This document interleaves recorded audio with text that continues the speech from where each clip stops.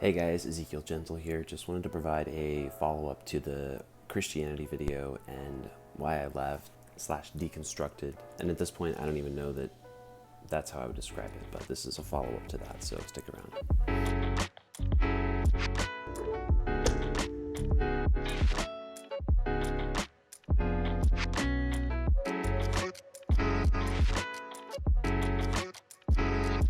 So thanks for checking out another video here on my channel. It's great to see you, and I know we cover a lot: music, Christianity, coffee, all this stuff, but regardless of why you're here, I'm glad you're here. Please let me know what you think in the comments of the video. Number one, I want to just kind of set the background for you, okay? I've shared a lot of personal stuff on my YouTube because that's kind of the purpose here, is to share my life with you and connect and share my music and my creations and my thoughts. So off script, it's not written, it's not a show in this context. This is just me, you guys, which is what I love about YouTube. I mean, you guys keep it real. You absolutely keep it real. So keep doing that. On that note, I now live in a new city where I have a family member, which is great. But I never thought I would have been here.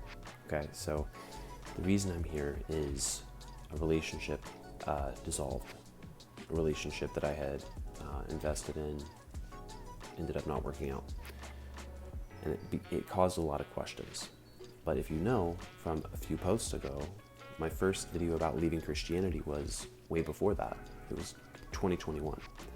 And it wasn't so much that I was rejecting the concept. It was that I was rejecting the reality of it being a fact, of it being the fundamental truth. Because what I found was, as long as I am bought into a truth that's outside of me, I will never access who I'm really meant to be in this life. And what I mean is, you and I aren't the only things out here that have a will.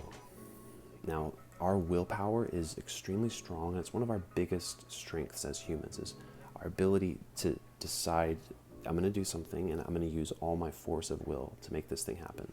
When that gets subjugated to a belief system, you begin to create these invisible barriers.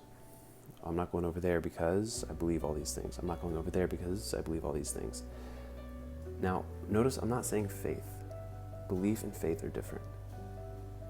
Believing comes from hearing, which is a Bible verse, but it's also true psychologically.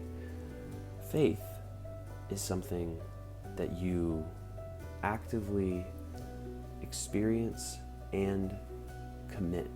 It's not something that happens to you, it's something that you do. So the best example I've heard of this is in the Indiana Jones movie. There's a big canyon to get to the place where they're looking for the Holy Grail, and it looks like the trail went cold. There's a canyon there, we can't make this jump, it's too far. So Harrison Ford, in his infinite wisdom, throws some pebbles out, and the path is revealed between the two spots. Where you thought it was a canyon, there's actually this path that looks just like what the ground would look like from there. So then they go. So to me, that's a great example of faith, because there's an element of commitment, there's an element of risk. And no, he didn't just step out into it. That may be called something like blind faith. But the whole reason I bring up this difference between belief and faith is when your identity gets wrapped up in something or someone, especially a belief system, then your willpower becomes harnessed within the vehicle of their goals, because they have their own goals to exist, to promote their message. Your best interests are not their best interests, okay? They're an organization. You're an individual. You're a human being. You're a biological phenomenon. They are a construct of people for the purpose of enterprise, okay? These things are not the same, and we get this so backwards in America. We think that corporate interests should have our interests at heart, and there's just no way for that to be the case. So we as the consumer have to do the digging to understand and make data-driven decisions. But bringing it back to faith and Christianity, the paradigm, and this is why I posted this poll yesterday, the poll said something like, Jesus is true, Christianity is not, though. Something like that. And my point is just, the path of Jesus is real. The path of Jesus is powerful. The act of faith is like gasoline to the spirit of human beings. We need faith. We deeply need faith in something. But the difference is this. When we're putting our faith in something, we have to release our ego. But if you've predetermined what your capacity is to release things, what your value is as a contributor to your own reality, then you may never even get the chance to do that, to actualize, to feel like who you really are. We always hear that regret is one of these common themes among those that are passing away. And I just think that if we would take the time to slow down, really understand, is this bringing out my highest good? Is this enriching my experience of life? Then we can move forward. And we don't always have to have all the answers, but I'm talking to those of you who, you guys have done the work, you guys have done the reading, you guys have made these commitments. You know a lot about life, you know a lot about Christianity, and on a subconscious level, I think you know that the risk of letting go feels greater than the comfort of having something. It's almost like, well, if I don't have this, then what do I even have?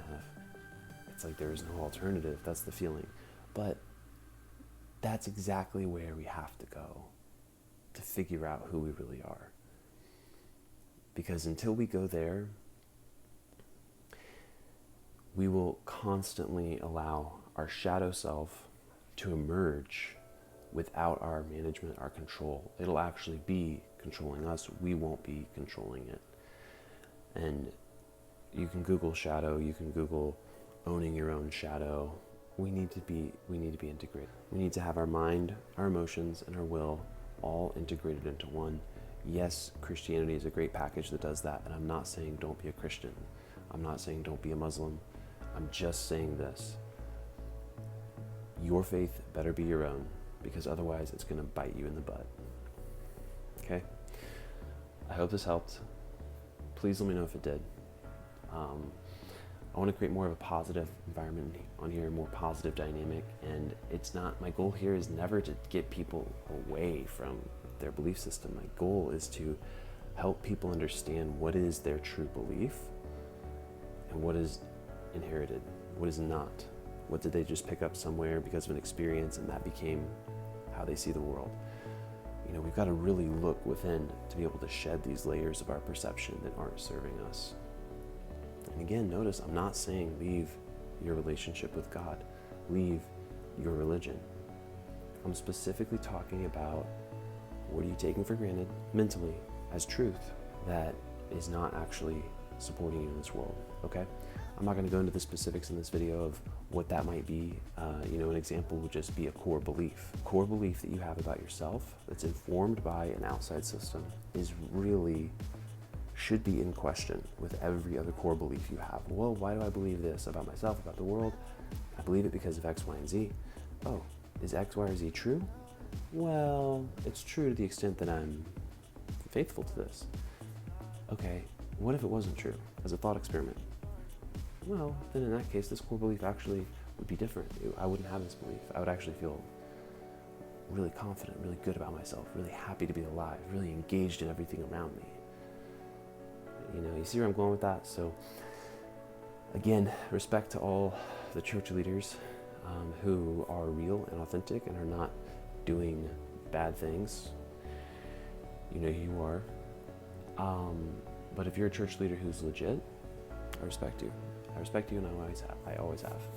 So, love you guys. Please like, comment, subscribe. I'll talk to you soon.